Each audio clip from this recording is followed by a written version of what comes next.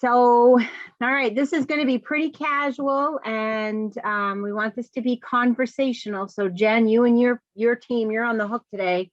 You've seen this slide. We have had lots of people add some new words. So look at this. We're up to 2 pages now of words to describe teachers. So this is pretty cool. We had some really great additions. And you've all heard us do our introductions. You know who we are. We're not going to go through them again today. You know the drill. Jen, you could come on and do this drill for us. You know how to do it. Procedural manual, Muser, and the PowerPoint are, well, the PowerPoint is linked to the PD calendar. The other stuff is in the chat box, right? So you got it. No, Jennifer, you're shaking. It's all in the chat box. It's all in the chat box. Wow, there we go. All right, data collection, where to begin? And I have to say, boy, I'm glad this is a small group because I think the title said where to begin and ABC data systems. Well, I created this and I didn't do anything with ABC data. So I completely spaced it. So this will really just sort of be where to begin, and we'll catch up next time with the ABC data. These are our remaining office hours, and yep, where to begin and ABC data systems. So we'll pull the ABC somewhere else. That's a pretty basic one. And you can see what we're also going to wrap up. We've only got a couple more of these left. And then the calendar is right there, but you're all here because you know exactly where that PD calendar is. So as we're starting to have our conversation about data, just think about it in terms of your day-to-day life, right? So what does data mean when you think about data? What do you hope to learn, and why would you consider taking data? And this can be in the classroom or in life. Just sort of think about that. How do you use it? How do you know what kind of data to collect and analyze? We're going to talk a lot about the analysis piece. And how do you think data might shape your behavior? So just keep those in your head. Then I want you to just look at this. So this was a link I found. It's to the location is at the bottom there. But when you look at this and you read, what does data mean? Just look at that and think about if there are any sort of words that stand out to you when you look at that. Just keep those in your noggin. So factual information used as a basis for reasoning, discussion, calculation, publishing, or decision making. So I know for me, when I looked at it, I am most struck by factual and decision making. And I told you we were going to talk about that analysis piece because I think that people are pretty good for the most part at taking data, collecting data, but I think that sometimes that analysis piece gets forgotten about. So I think we need to remember both of those pieces. Data is no good if you don't do something with it. I worked in a program many years ago as an ed tech, and the teacher took fantastic data. She had tons of data, but she never used it to drive programming. So there's no point in maintaining data if you're not going to do anything with it. So that analysis piece is really huge. So what I'd like you to do now, and try not to overload the chat box with all the comments because we've got such a big crew today, but think about some common forms of data that you might use in your day-to-day life, and just think broadly. Don't worry too much. Just think broadly about what might be some data collection components that you might use in your day-to-day life. And Jennifer, Leora, Julie, feel free to participate since we have very few folks on the call with us today. You guys are also on the hook a little bit.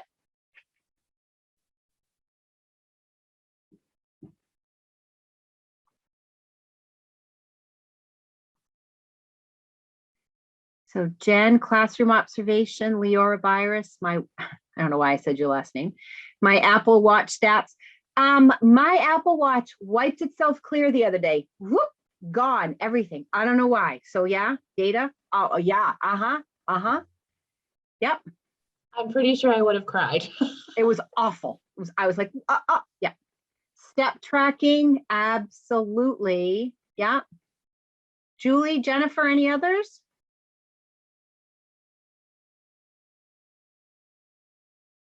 whoops, I just gotta, how often the dog comes in without a treat. That's data. Okay, that should be 0%. It's 0 because Good. he sits at the door when it's open and looks at me, and I have to show him the treat before he'll step over the threshold. So Good. who I'm glad trained he's who? listening to me. Who trained who? I was going to say, maybe that's just, he's just learned that he can't come in until you show him the treat. Right, yes. Yeah. So grades, office hour attendance, scheduling. Jen says she looks at grades daily. That's awesome. Good. So these are all great pieces of data. Thank you, Julie. That was a good one. So yeah, those are all really relevant to our life. And I think that we're always thinking, you know, again, I'm one of the weirdos, but we're always thinking in terms of data, but we're not always recognizing that that's exactly what it is. So when people say, I don't like data, my response is always, okay, but you use it all the time. So just think about these examples here. So measuring cups or spoons for cooking, a scale, your odometer, your steps. Jennifer uses a spreadsheet for her mortgage payments and to track chemicals in her pool. That's certainly data. Your checkbook register for people who still do that. Likes and followers on social media, right? I mean, if you're a social influencer, that's pretty important data to you. Battery life on your device, dashboard indicators in your car, right? Those are all sort of very common data sources that we reference. So thinking about those one more step, why is it important, Jen, to look at grades? Julie, why is it important to track office hour attendance? You know, Leora, why is it important to analyze the data on your watch? Like that next step is huge, right? It doesn't do any good if you're cooking and you're not analyzing or considering what those data components are. If I'm looking at a cookbook and it says put in 2 cups of sugar and I disregard that, I'm not analyzing that or considering that in the big picture, it's going to change things, right? If I'm a social influencer, which I'm so not, but if I'm on, you know, whatever the hot thing is to be on right now, and I don't have enough likes or followers, then that's going to change my behavior, right? I need to pay attention to that data. Jen, you said grades. If you're looking at grades every day, you know pretty quick if a student is struggling and you'll shift to address that. So the analysis is equally as important as the data collection. So what is data collection? I'm not going to read the definition, but just it's used to track academic behavior performance. It's really important to determine effectiveness of programming.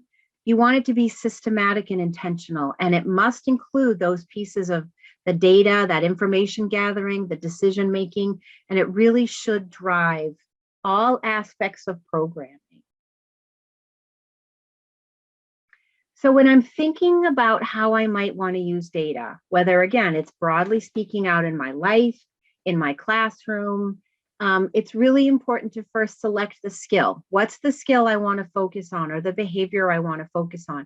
If I want to lose weight, I'm going to use my Apple Watch to track my steps, right? That's my data. And I'm going to shape that data in such a way that I can get to the goal. So I need to define that skill. I need to define the target behavior in a way that's very clear. I'm going to choose my data collection system. How am I going to track this? I'm going to determine when. I'm going to implement that system and then summarize and graph the data. I have to say a little honest statement here. I was not somebody who ever graphed data, mostly because it wasn't an easy process for me to do. But there is something so lovely about the data plotted out on a graph. It's so parent friendly. It is so visually clear. So for those people who are really good on Excel and can graph, it's a great way to do it. But you really want to utilize that data again to make those decisions. Is my program effective? If I've put something into place, is it working? If I'm tracking my steps and I'm not losing weight, guess what? Steps aren't enough. I need to change my plan.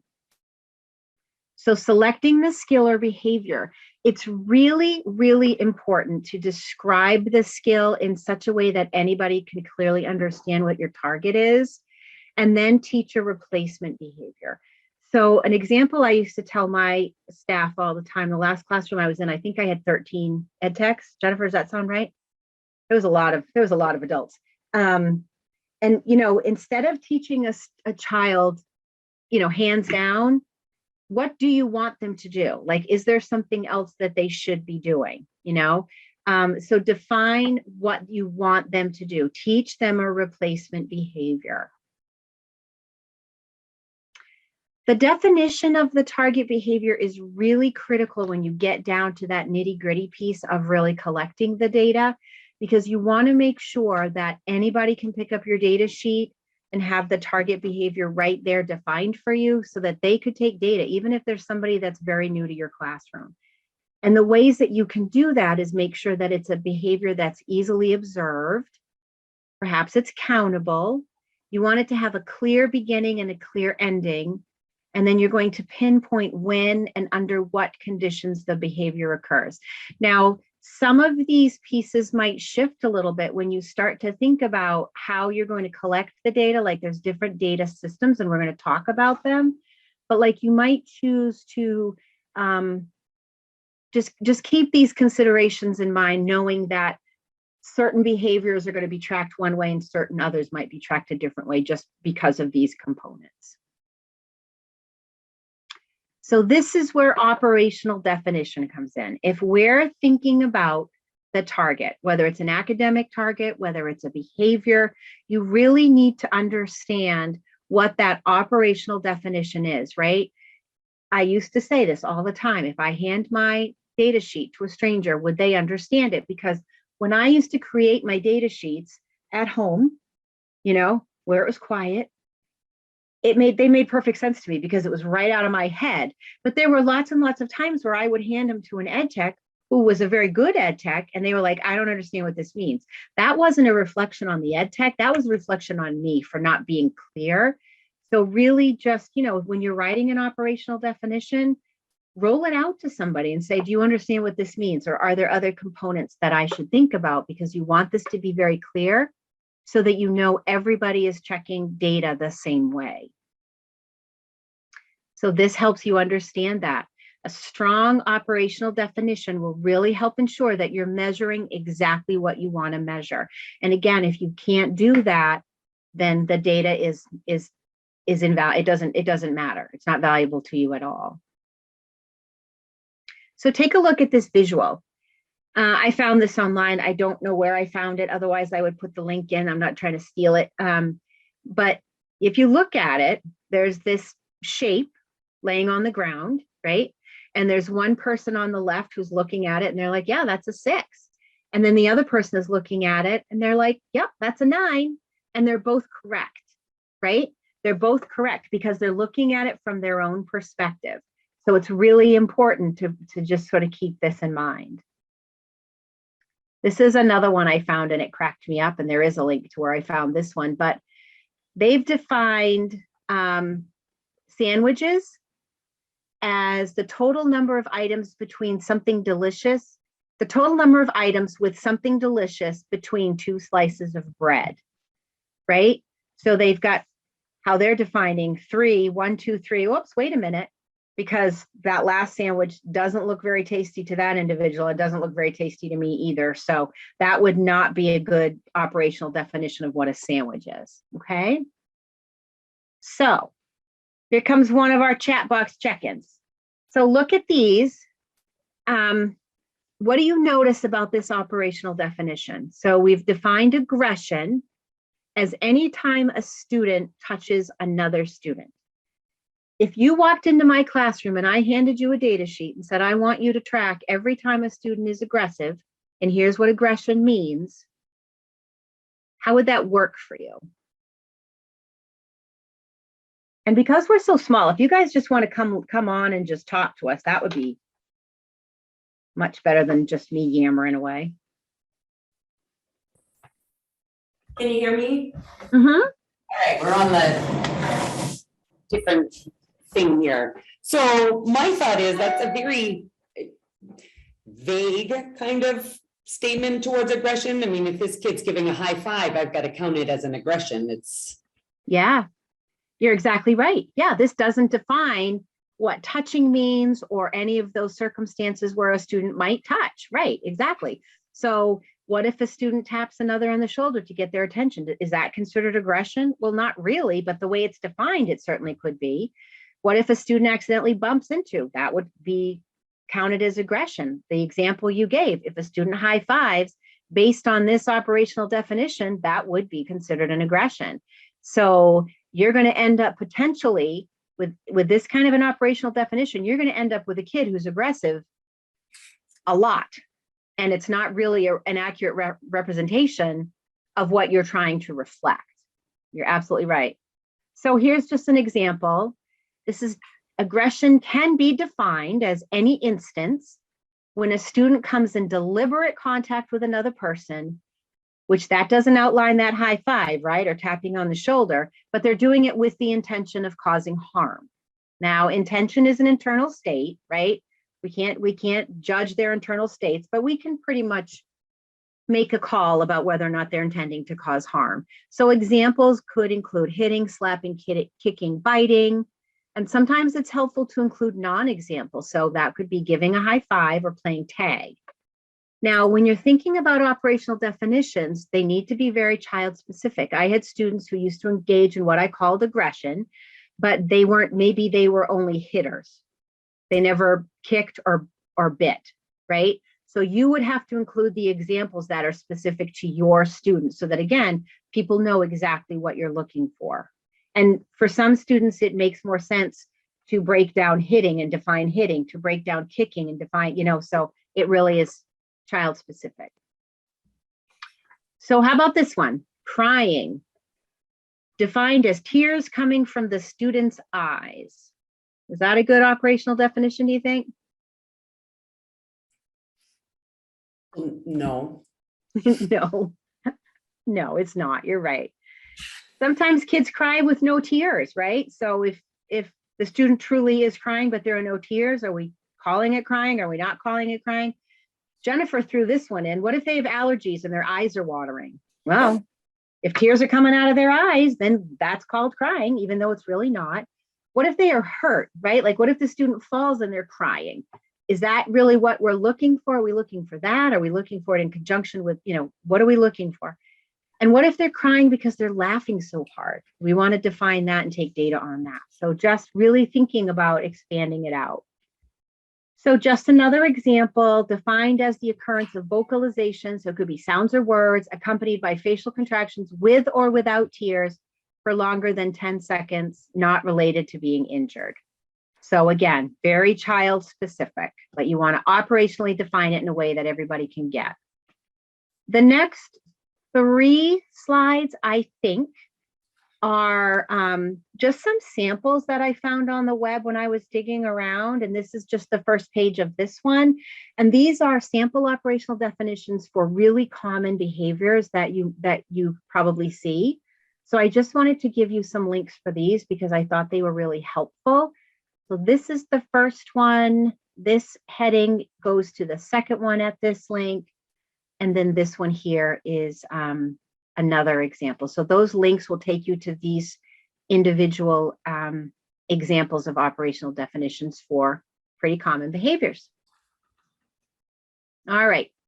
So when we're thinking about when to collect data, it's really based on what's the behavior we're looking to track, what's the frequency that this behavior typically happens, and what are my available resources? So, again, if I'm looking at a child who's being aggressive, I'm probably not going to track them during lunch if they're really good eaters, right? That's probably not going to give me the information that I need.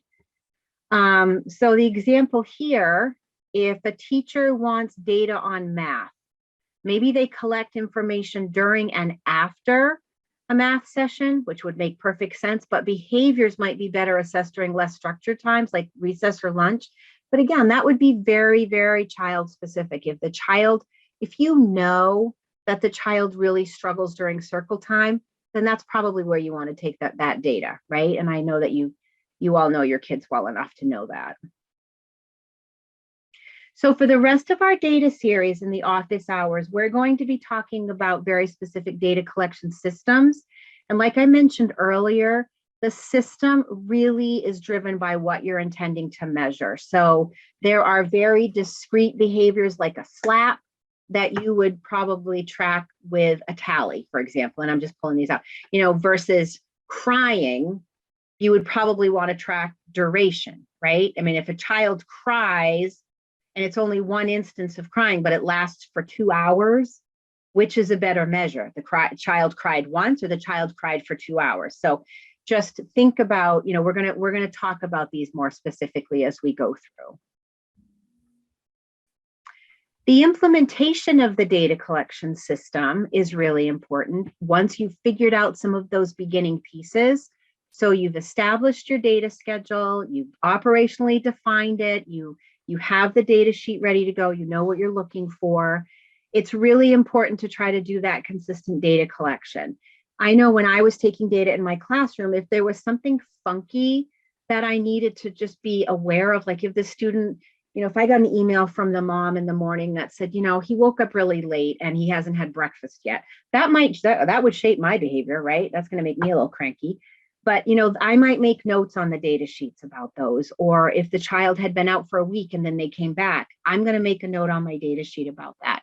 Otherwise, you could be potentially comparing things that you don't want to roll in.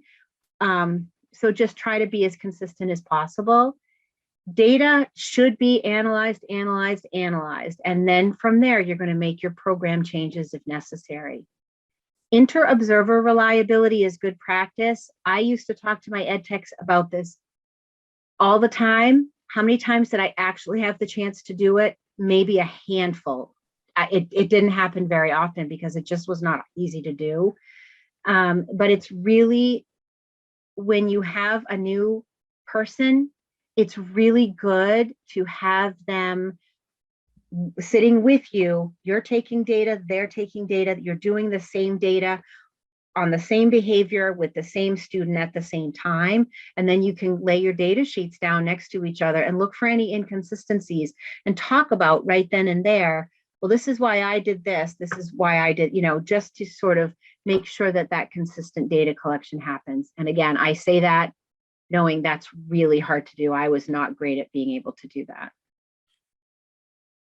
Summarizing and graphing. Raw data, like tallies, you would not want to report out. Like, it's not going to be terribly meaningful to a parent to say, yeah, I tallied their aggressions and this was the number. You really want to be able to, like I said, that graphing is just a really nice visual for parents. They understand it. It's easy to see. You can put notes on it. Like if there's a day of aggression that's really high, you can note that the child was sick. You can note that mom emailed that the child didn't sleep well, and it just helps tell a nice picture. It is really important to make sure that your data is readable and understandable to people. The graphing I just talked about, and that raw data, you need to figure out how to convert that to a usable form. I used to convert it to percentages.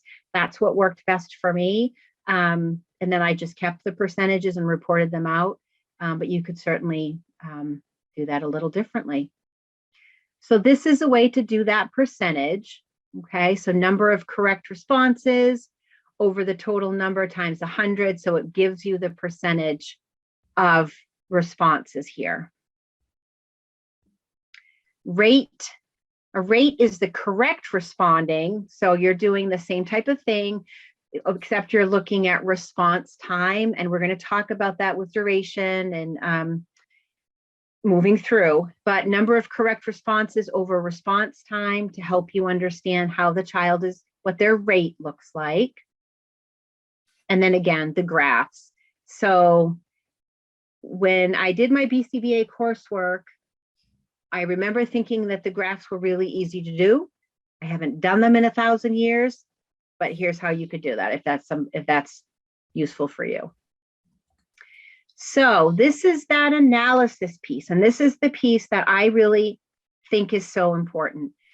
Data needs to be continuous and ongoing until it's mastered, right? But then that mastery, you're going to think about, well, what's next? Where am I going next? You should not be taking the same data over and over and over incessantly, right? That helps determine trends and should show increases or decreases in performance both ways. It's going to show, like again, Jen, with your grades, it's going to show an increase in your grade or, decreases in aggression, that type of thing. I always looked for trends of 3 in the same direction. And that for me worked. But that helps tell that story. So, however you choose to represent that, but I would be very consistent. And then again, how are you using your data to figure out whether or not you're being effective and whether or not you need to make any changes? Any thoughts or questions so far before everything making sense? Going too fast or? It's great. Good, that's what we like. So you can't have data without my guy, BF Skinner. So it's not a question of starting. The start has been made. It's a question of what's to be done from now on, right? So Jen, I think you said this when you first got on, like we have to teach, right? How we have to do this. We have this job, we have to do it. So why would you do it without in the absence of good, strong data, right? So you've started the job, now let's roll some data into it. So quantitative data versus qualitative data. They're both important and they're both meaningful and they both have a place, but you want to just be sure that you're clearly articulating what each one is, right? So qualitative is descriptive rather than numeric. So qualitative would be part of that operational definition, right? You're really outlining it. And quantitative is numerals, quantities, values. It's that very clear factual piece. So quantitative is based on numbers, calculations, and qualitative is based on written or spoken narratives. So you can see here, only 1 person in 30 takes the free ice cream. That's interesting. And then he says, what did you feel when you saw the ice cream? I was excited. I was a little scared. Why was that? So you can just see how those are sort of broken up in terms of, am I talking numbers and clear facts, or am I talking more sort of opinion and a narrative?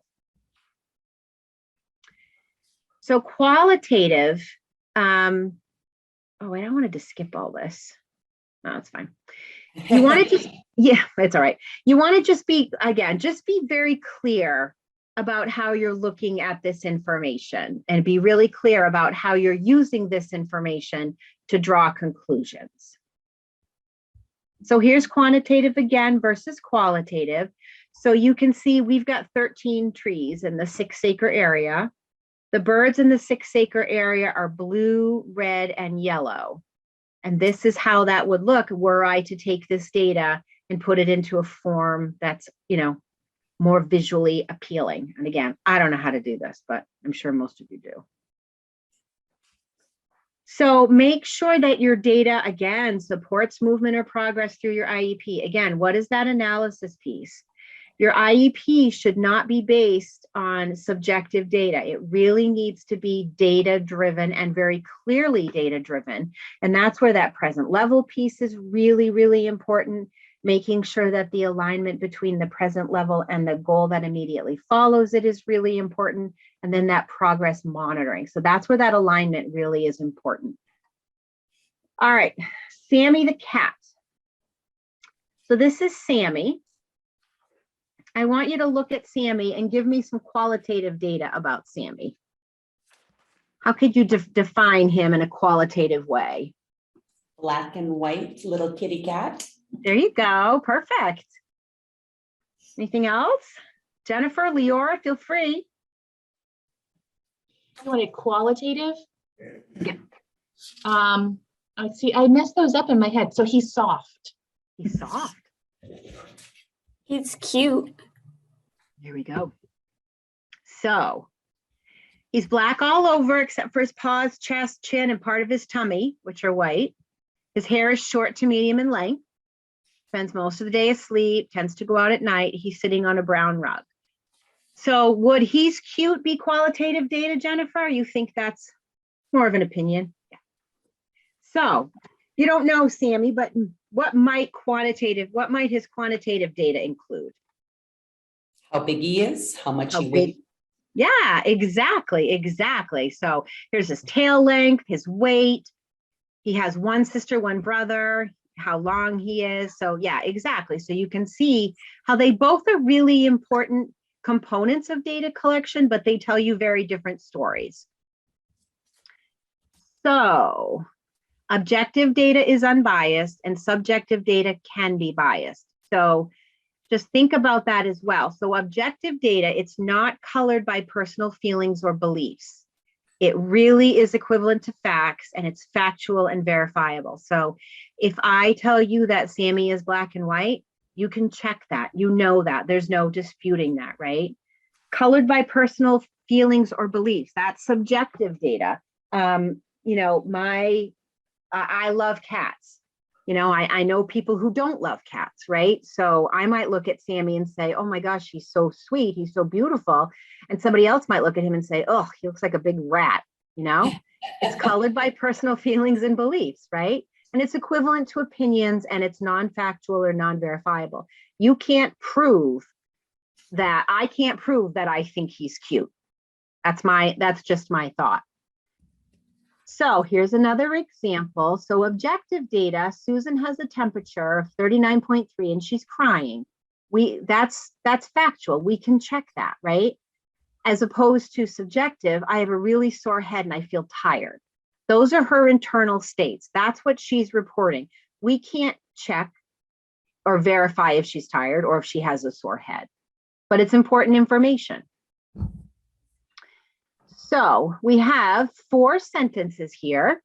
We're going to go through each one, and I want you to just think about whether it's objective or subjective data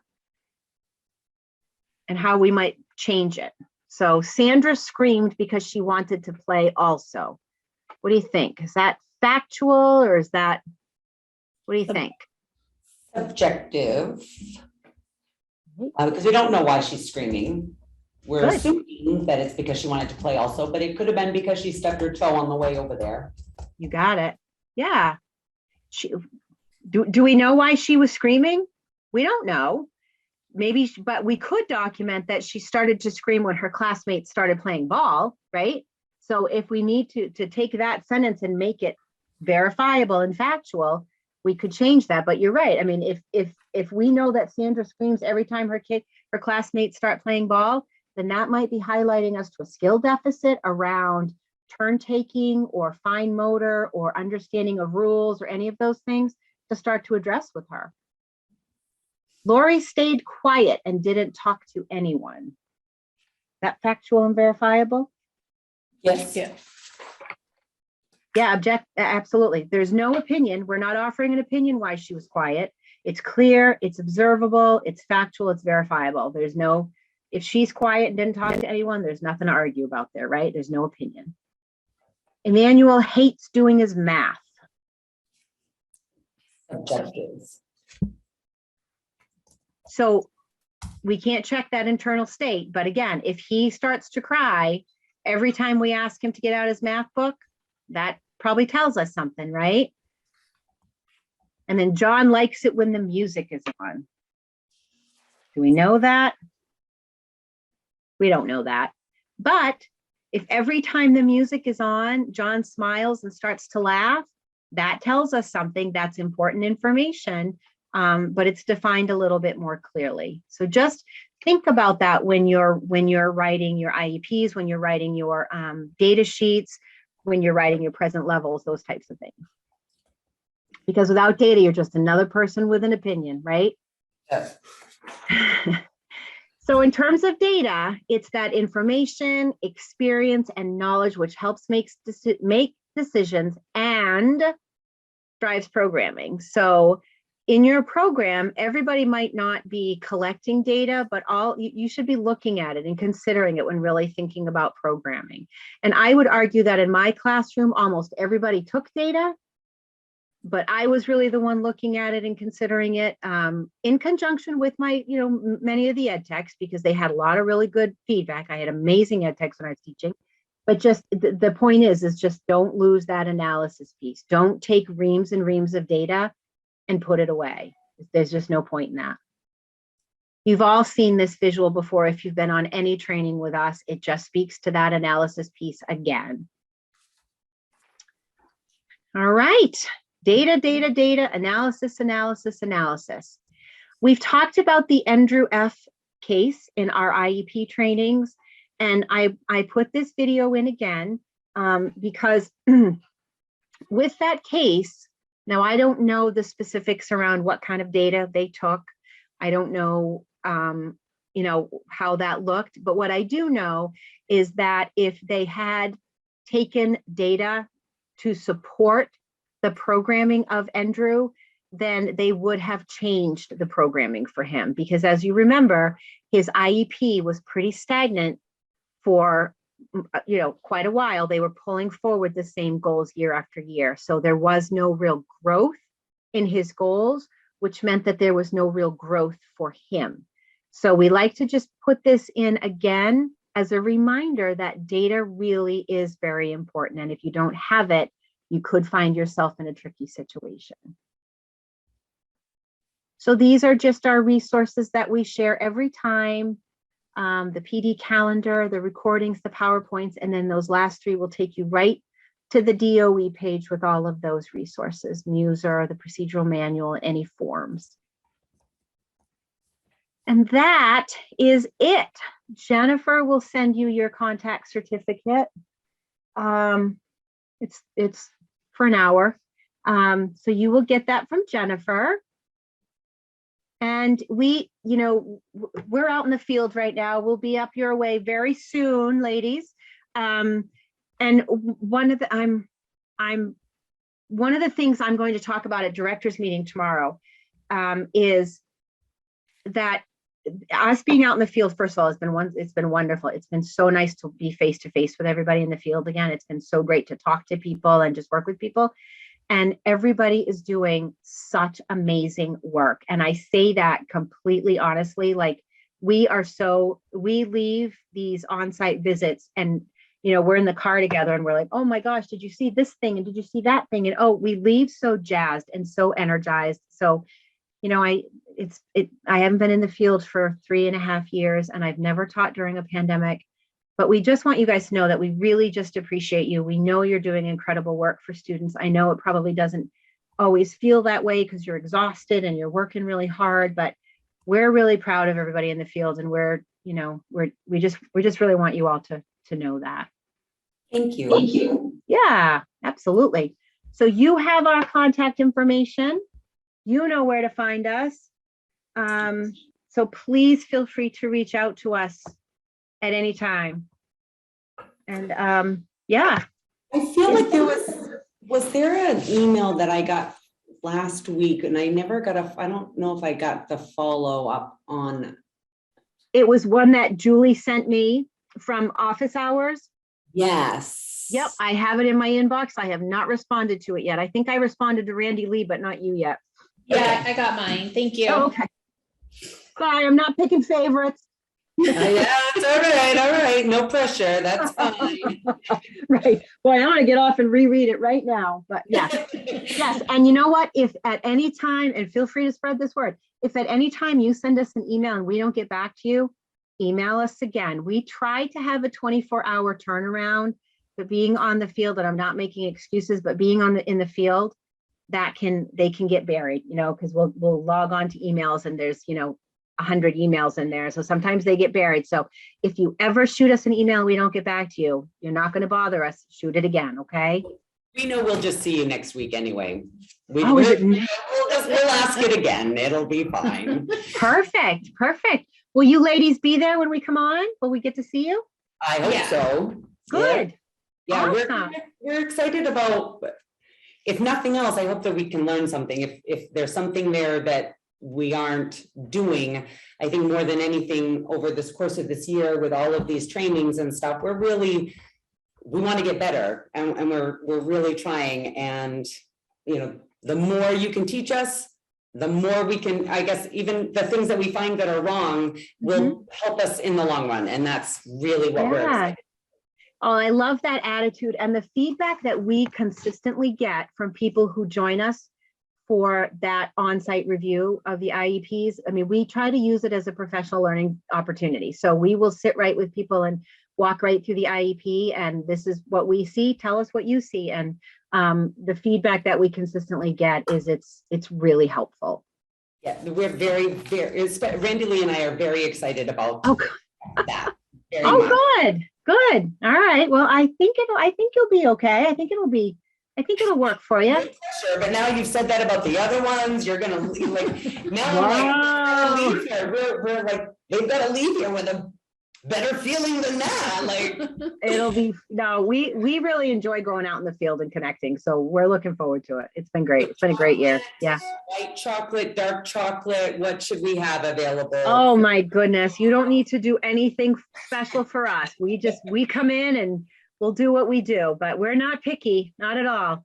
Fruit basket it is, okay. Well, thank you so much for joining us today, and we will see you very soon. Yes, ma'am. Thank you again very much. Have a great night. Take care. Bye. Thank you, Elaine.